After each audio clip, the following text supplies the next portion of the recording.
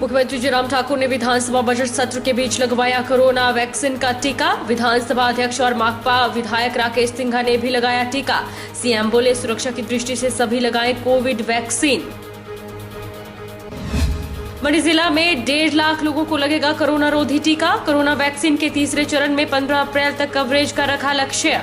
उपायुक्त ने की लोगों से टीकाकरण के लिए प्री रजिस्ट्रेशन की अपील। युवा कांग्रेस नालागढ़ ने विधानसभा उपाध्यक्ष का फूंका पुतला। विधानसभा उपाध्यक्ष पर एफआईआर करने की उठाई मांग।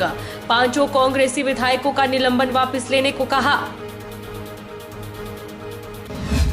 और मंडी के आराध्य बड़ा देव कमरूनाग अपने मूल स्थान से मंडी के लिए रवाना। देव कमरूनाग की हाजिरी के बगैर मंडी शिवरात्रि नहीं होती शुरू। देवता टारना स्थित श्यामा काली मंदिर में रहेंगे विराजमान।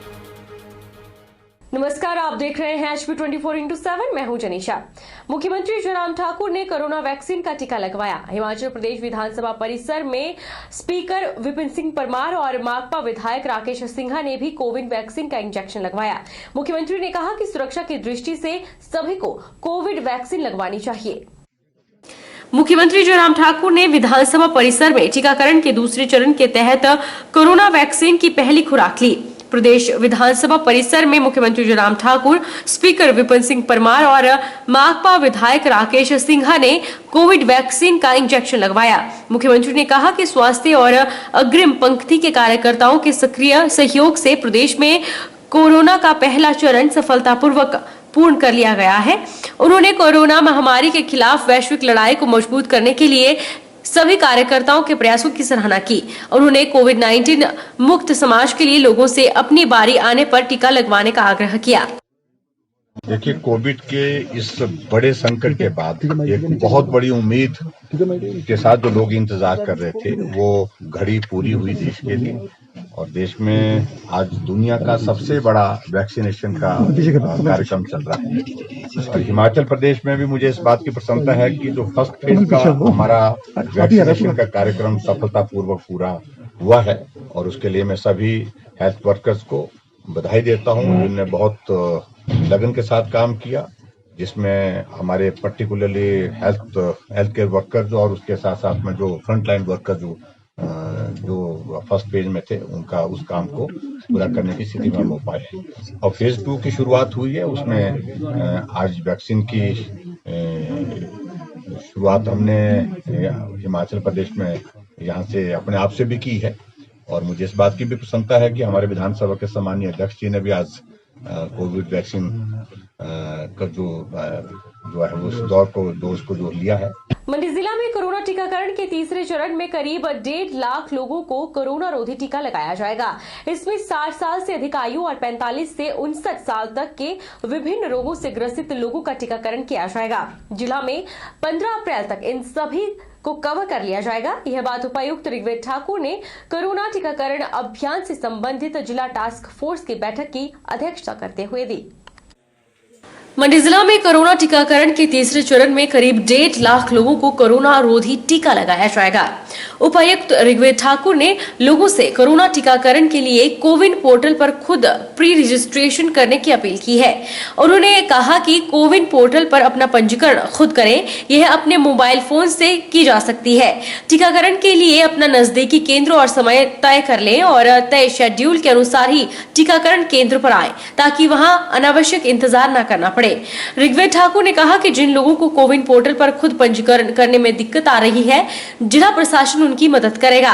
उपायुक्त ने कहा कि अभी जिला में स्वास्थ्य विभाग के 28 केंद्रों में कोरोना टीकाकरण सुविधा उपलब्ध है। 14 मार्च के बाद जिला में स्वास्थ्य विभाग के करीब 400 टीकाकरण केंद्र सक्रिय हो जाएंगे, जिससे लोगों को टीकाकरण केंद्र चुनने के लिए ज्यादा विकल्प उपलब्ध होंगे। मार्च तक उसमें रहेगा कि वो अपने आप को पहले रजिस्टर करें। सारे रजिस्टर करने के उपरांत वो अपना शेड्यूल करें। जो शेड्यूल उपलब्ध होगा उसमें जहाँ पर भी उनकी नज़दीक की साइट है, जो साइट में वो वैक्सीनेशन लेना चाहेंगे, उसको वो सिलेक्ट करें। उसमें टाइम भी सिलेक्ट कर सकते हैं, जो टाइम उन्होंने लेना है वो सिलेक्ट करें और फिर उसी समय वो वहाँ पर पहुँचे। एक मैं अपील भी करूँगा आपके माध्यम से मीडिया से, क्योंकि अभी पिछले 3 दिन से ऐसा देखा गया है कि लोग बिना रजिस्ट्रेशन के सीधे साइट पर पहुँच जाते हैं। एज अ रिजल्ट साइट की जितनी कैपेसिटी है उससे ज़्यादा लोग वहाँ पर पहुँच रहे हैं और सारे लोग एक ही टाइम पे पहुँच रहे हैं। अब लोग सीनियर सिटीजन भी है, कुछ 80-80 साल के हैं, उनको फिर जब तक क्योंकि जब तक रजिस्ट्रेशन नहीं होगी इस कोविन पोर्टल में तब तक आगे उसको वैक्सीनेशन नहीं दी जा सकती। तो अब अगर अचानक 50 लोग इकट्ठे वहाँ पर पहुँच जाएंगे तो हर व्यक्ति का डेटा एंट्री करना, उसके आधार डिटेल्स एंटर करने, उसको रजिस्टर करना, फिर उसको शेड्यूल करना या उसको वैक्सीन देना, तो ये it is a time consuming process. और जो चीज़ अदरवाइज 5 मिनट में होनी चाहिए उसके लिए कुछ लोगों को 5-5 घंटे रुकना पड़ता है। तो हमारी अपील रहेगी कि सभी लोग जो भी आए, बुजुर्ग विशेषता, अपने आप को प्री रजिस्टर करके आ जाए और स्लॉट बुक करके आ जाए। कोविड वैक्सीनेशन अभियान के तहत वीरवार को जोगिंदरनगर अस्पताल में उपचाराधीन पूर्व मंत्री गुलाब सिंह ठाकुर को भी कोविड वैक्सीन दी गई। उन्होंने अपने आप को स्वस्थ बताते हुए वैक्सीन को सुरक्षित बताया। वहीं डॉक्टर दीक्षा ने बताया कि कोरोना वैक्सीन सुरक्षित है, लोग वैक्सीन को लगाने के लिए आगे आए। कोरोना वैक्सीन के दूसरे चरण में 60 वर्ष के ऊपर के लोगों को कोरोना वैक्सीन लगाई जा रही है। जोगिंदरनगर अस्पताल में वैक्सीनेशन की प्रभारी डॉक्टर दीक्षा ने बताया कि 60 साल से अधिक आयु के लोगों सहित पंजीकृत लाभार्थियों को कोविड वैक्सीनेशन से लाभान्वित किया गया। करीब 100 कोविड की वैक्सीनेशन सफल रही। कोरोना वैक्सीन के सफल टीकाकरण के बाद पूर्व मंत्री गुलाब सिंह ठाकुर ने कोविड वैक्सीनेशन को सफल और सुरक्षित बताते हुए अस्पताल में मौजूद स्टाफ को बधाई दी। गुलाब सिंह ठाकुर ने कहा कि वैश्विक महामारी की जंग प्रदेश जीत चुका है। एहतियातन कोविड वैक्सीनेशन के लिए सभी को अपनी सहभागिता दर्ज करवानी चाहिए। हमें गर्व है, हमें खुशी है कि हमारे देश के प्रधानमंत्री ने इस वैश्विक बीमारी को कंट्रोल करने के लिए शुरू से ही एहतियाती कदम उठाए, बड़े महत्वपूर्ण कदम उठाए और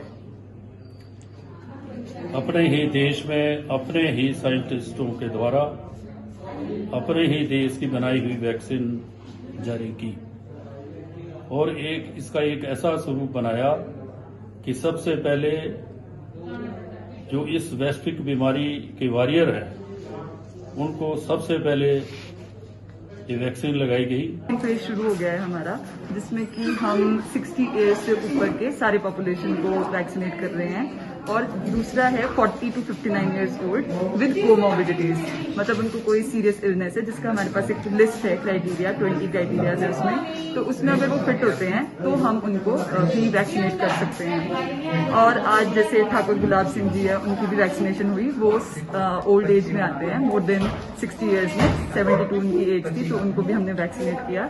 विश्वविख्यात शक्तिपीठ नैना देवी को धार्मिक पर्यटन स्थल के साथ साथ अब टूरिज्म की दृष्टि से भी विकसित किया जाएगा, जिसके लिए मंदिर न्यास द्वारा विदेशों की तर्ज पर ग्लास स्काई वॉक ब्रिज का निर्माण किया जाएगा, जिससे श्रद्धालुओं को यहां रोचक एक्टिविटी करने का मौका मिलेगा। उपायुक्त रोहित जम्वाल ने बताया कि हाल ही में मंदिर न्यास की बैठक में इसे लेकर प्रस्ताव पारित किया गया है और जल्द ही इसके प्रपोजल बनाई जाएगी और भौगोलिक परिस्थितियों का अध्ययन करने के बाद इसके निर्माण कार्य को शुरू किया जाएगा। ग्लास स्काई वॉक ब्रिज जो है बनाया जाए, जो विदेशों में कई जगह पे इनका चलन है और एक बहुत अच्छी टूरिज्म एक्टिविटी ये जहाँ भी बने हैं विदेशों में और भारत में भी एक आध जगह में बने हैं, तो बड़ा अच्छा उसका रिस्पांस आता है। तो इसका कंसेप्ट ये है कि ये वैली साइड पे जो है एक ब्रिज का निर्माण किया जाता है, जिसमें आदमी जब ग्लास के ऊपर चलता है तो उसको ऐसे लगता है जैसे वो हवा के ऊपर चल रहा हो, और आगे जाके जो भी इसकी 100 मीटर के करीब लेंथ रहती है, तो जब वो दूसरे एंड के छोर पे पहुंचता है तो वहाँ घाटी का बड़ा अच्छा नज़ारा जो है मिलता है। विधानसभा में हुए हंगामे के बाद नालागढ़ में युवा कांग्रेस, मिनॉरिटी सेल कांग्रेस और इंटक नालागढ़ के द्वारा विधानसभा के उपाध्यक्ष हंसराज का पुतला जलाया गया। कार्यकर्ताओं ने हंसराज के खिलाफ FIR दर्ज करने और 5 कांग्रेसी विधायकों का निलंबन वापस लेने की मांग की। विधानसभा में हुए हंगामे के बाद नालागढ़ में युवा कांग्रेस मिनॉरिटी सेल ने नेता विपक्ष मुकेश अग्निहोत्री समेत 5 विधायकों के निलंबन के विरोध में रोष प्रदर्शन किया और विधानसभा उपाध्यक्ष हंसराज के खिलाफ जमकर नारेबाजी की। उनका कहना है कि हंसराज के खिलाफ FIR दर्ज की जाए और 5 कांग्रेसी विधायकों का निलंबन वापस लिया जाए, वरना आने वाले समय में उग्र प्रदर्शन किया जाएगा। ये जो हमने पुतला फूका है ये हंसराज डिप्टी स्पीकर जी हैं उनका फूका है। उन्होंने जो कुछ दिन पहले विधानसभा में हमारे नेता प्रतिपक्ष मुकेश अग्निहोत्री जी जो कि महंगाई और बेरोजगारी के ऊपर सवाल कर रहे थे, उनके साथ उन्होंने जो है उन्होंने घेराव किया था गवर्नर जी का, बट उनके साथ जो धक्का मुक्की की गई, ये जो गुंडागर्दी की गई उसके विरोध में हमने जो है उनका पुतला फूका है। और जबकि उनका कसूर सिर्फ ये था, उन्होंने जो भी बीजेपी सरकार के द्वारा ये महंगाई बेरोजगारी बढ़ाई जा रही है उसके खिलाफ ये सवाल पूछा था कि भाई ये कैसे और क्यों बढ़ाई जा रही है। जैसा कि पिछले कुछ समय से कोरोना चल रहा था, लोग तो वैसे ही पहले ही पैसों की कमी से जूझ रहे थे और उनके ऊपर ये दोहरी मार पड़ रही है, इसके खिलाफ उन्होंने सवाल पूछा था। और श्री राज्यपाल जी हमारे जो वो उनके जवाब देने की बजाय वहाँ से निकल गए और सिर्फ उनको बाहर घेराव करने के लिए वो गए थे और श्री हंसराज के द्वारा उनको धक्का मुक्की की गई है, जो कि वीडियो फुटेज में भी साफ साफ दिखाई दे रहा है। शक्तिपीठ नैना देवी में आज नैना देवी भाजपा का 2 दिवसीय कार्यकर्ता प्रशिक्षण शिविर शुरू हो गया है। शुभारंभ भाजपा के पूर्व प्रदेश अध्यक्ष सतपाल सत्ती ने किया। इस मौके पर उनके साथ भाजपा के प्रदेश मुख्य प्रवक्ता रणधीर शर्मा भी मौजूद रहे। प्रशिक्षण शिविरों में कार्यकर्ताओं का वैचारिक दृष्टि, राजनीतिक, आर्थिक और सामाजिक मुद्दों पर प्रशिक्षण होगा। नैना देवी भाजपा का 2 दिवसीय कार्यकर्ता प्रशिक्षण शिविर शुरू हो गया है। भाजपा के प्रशिक्षण शिविरों में कार्यकर्ताओं का वैचारिक दृष्टि, राजनीतिक, आर्थिक और सामाजिक मुद्दों पर प्रशिक्षण होगा। प्रदेश के वरिष्ठ कार्यकर्ताओं को पार्टी की गतिविधियों के बारे में जानकारी देंगे ताकि आने वाले विधानसभा चुनाव में पार्टी पूरी ताकत के साथ चुनावी मैदान में उतर सके और कार्यकर्ताओं के माध्यम से लोगों को पार्टी के कार्यक्रमों के बारे में पूरी जानकारी प्राप्त हो। वहीं पत्रकारों से बातचीत करते हुए भाजपा के पूर्व प्रदेशाध्यक्ष सतपाल सिंह सत्ती ने कहा कि प्रशिक्षण शिविरों का उद्देश्य वर्ष 2022 में प्रदेश में होने वाले विधानसभा चुनावों के दृष्टिगत कार्यकर्ताओं में नए रक्त का संचार करना है, ताकि पूरे जोश के साथ कार्यकर्ता विधानसभा चुनाव से पहले लोगों में जाकर प्रदेश सरकार और केंद्र सरकार की उपलब्धियों को जनता तक पहुंचा सके।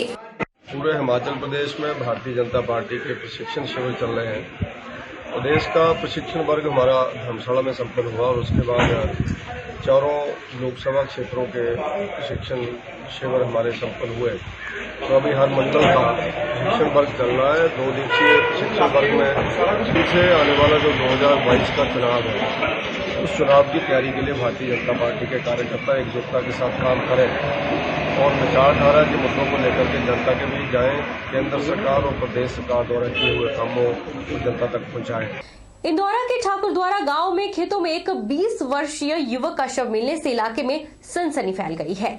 मृतक युवक की पहचान प्रदीप कुमार पुत्र देवेंद्र सिंह निवासी ठाकुरद्वारा के रूप में हुई है। युवक ने पालमपुर में हुई सेना की भर्ती में फिजिकल और मेडिकल टेस्ट पास किया था और घर में लिखित परीक्षा की तैयारी कर रहा था। युवक के पिता ने बेटे की हत्या का अंदेशा जताया है। इंदौरा के ठाकुरद्वारा गांव में खेतों में एक 20 वर्षीय युवक का शव मिला है। मृतक के पिता ने मामले पर लड़के की हत्या होने का अंदेशा जताया है। उन्होंने कहा कि उसके बेटे की किसी के साथ कोई रंजिश नहीं थी, पर बेटे के भर्ती में सिलेक्ट होने के चलते किसी ने रंजिश रखते हुए उसको खेत में बुलाकर हत्या कर दी। वहीं घटना की सूचना मिलते ही थाना प्रभारी इंदौरा और चौकी ठाकुरद्वारा के कार्यकारी प्रभारी अपने स्टाफ सहित मौके पर पहुंचे और घटना वाली जगह से साक्ष्य जुटाए, साथ ही परिजनों के बयानों को भी कलमबद्ध किया। पुलिस ने शव को कब्जे में लेकर पोस्टमार्टम के लिए नूरपुर हॉस्पिटल भेज दिया है। वहीं थाना प्रभारी ने बताया कि मौत के कारणों का पता पोस्टमार्टम की रिपोर्ट के आने के बाद ही चल पाएगा। हमारे गांव के अंदर जो पहला वाक्य है जो इस तरह की जो घटना घटी है, जो भी है, पहले कभी भी इस तरह का कोई काम नहीं हुआ है। ये पहला काम हुआ है और किस वजह से हुआ है ये तो हमें भी नहीं पता, लेकिन ये जो भी हुआ है उसका हमें इंसाफ चाहिए और ये दूध का दूध और पानी का पानी होना चाहिए। यार मैं तो आया करूँ घरे ਨੂੰ ਫੋਨ ਕੀਤਾ ਵੈਸੇ ਫੋਨ ਹੀ ਚੁੱਕਿਆ ਨਹੀਂ। ਫਿਰ ਮੰਮੀ ਦੀ ਕਹਿੰਦੀ ਵੀ ਚੱਲ ਦੇਖੋ ਕਿੱਥੇ, ਮੈਂ ਇੱਧਰ ਹੀ ਹੋਣਾ। ਫਿਰ ਮੈਂ ਚਲਾ ਖੇਤਾਂ ਨੂੰ। ਜਿਹੜਾ ਮੈਂ ਘਰ ਆਇਆ ਉਹ ਤਾਜੀ ਗਾਂ ਸੂਈ ਸੋਚ ਤੇ ਬੱਚੀ ਅੰਦਰ ਬੰਨੀ ਦੀ ਕੁੱਤੇ ਕਾਤੇ ਪਾਉਂਦੇ ਨੇ। ਜਿਹੜਾ ਮੈਂ ਆਉਂਦਾ ਦੇਖਿਆ ਪਿੱਤ ਖੁੱਲੇ ਉਹ। ਫਿਰ ਮੈਂ ਆਪਣੇ ਦਿਲਾਂ ਸੋਚਿਆ ਵੀ ਪਿੱਤ ਕਿਤੇ ਇਹ ਕੋਲ ਖੋੜ ਕੇ ਜਿਹੜਾ ਬੇਖੂਬ ਜਿਹੜਾ ਅੰਦਰ ਬੱਚੀ ਵੱਜੀ ਦੀ ਹੈ ਤੇ ਨਹੀਂ ਲਾਏ ਮੁੜ ਕੇ। ਜਿਹੜਾ ਮੈਂ ਉੱਥੋਂ ਉਹਨਾਂ ਦੇ ਮੰਜੇ ਪਿਆ ਇੱਥੇ। ਫਿਰ ਮੈਂ ਬਾਜਾ ਮਾਰੀ ਉਹਦੀ ਫਤੂ ਦੱਸੀ ਕਹਿੰਦੇ ਐਸਾ ਮੈਨੂੰ ਘਰੋਂ ਆਇਆ ਸਾਂ। ਫਿਰ ਮੈਂ 2 ਬਾਜਾ ਮਾਰੀ ਜੁਗਸ਼ਨ ਜਿਹੜਾ ਮੈਂ ਦੇਖਿਆ ਤੇ ਮੂੰਹ ਨੀਲਾ। ਫਿਰ ਤਾਂ ਮੈਂ ਚੀਕਾਂ ਮਾਰਤੀ ਡੋਲੇ। उसके बाद क्या सारे इकट्ठे हो गए। फिर और ਹੁਣ ਜਿਹੜਾ ਚਾਲ ਲੱਗਿਆ ਅਸੀਂ ਦੇਖਿਆ ਨਲਕਾ ਨਲਕੇ ਨੂੰ ਹੱਥ ਵੱਜਿਆ ਤਾਂ ਨਲਕਾ ਉਹਦੇ ਪਿਆ ਨਲਕੇ ਨਾਲ ਨਲਕਾ ਡਿੱਗ ਗਿਆ ਲੈ ਉਹਦੇ ਉੱਪਰ ਮਾੜਾ ਜਿਹਾ ਖੜਾ ਕੀਤਾ ਲੜਕਾ ਭਰਤੀ ਹੋਇਆ ਸਾਰੇ ਹੁਣ ਕੋਈ ਜੇ ਨਾ ਕੋਈ ਲੜਾਈ ਝਗੜਾ ਨਹੀਂ ਇਹਦੇ ਨਾਲ ਕਿ ਇਹਨੂੰ ਜਲਨ ਇਹੀ ਜਿਹੜਾ ਭਰਤੀ ਹੋਈ ਗਿਆ ਉਹਦੇ ਇਹੀ ਜਲਨ ਦੇ ਵਿੱਚ ਹੀ ਹੈ ਕੀਤਾ ਕੰਮ ਸਾਰਿਆਂ ਨੇ ਇਹਨਾਂ ਬਾਕੀ ਉਹਦਾ ਕੋਈ ਲੜਾਈ नहीं कोई कभी कोई ना लड़ाई झगड़ा किया नहीं। रोकेंगे छोटे से ब्रेक के लिए, ब्रेक के उस पार फौरन लौटेंगे। देश का संविधान जहां मौलिक अधिकारों से सुसज्जित करता है, वहीं मौलिक कर्तव्यों के प्रति नागरिकों को उत्तरदायी भी बनाता है।